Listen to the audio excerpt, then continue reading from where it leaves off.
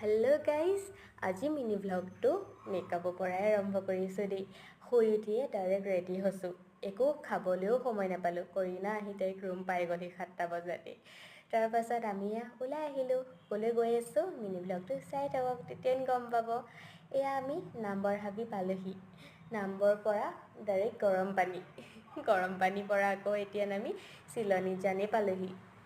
যিহেতু একো খাই অহা নাছিলোঁ, সেইবাবে দুজনীয়ে ভাবিলোঁ যে চিলনী জানতে ৰখি কিবা এটা খাই লওঁ। পিছে ৰাতিপুৱাই চানা খোৱাটো ভাল নহয়, কিন্তু তাৰ যেন চানাটো বহুত ফেমাছ, সেইবাবে খাই ল'লোঁ দেই।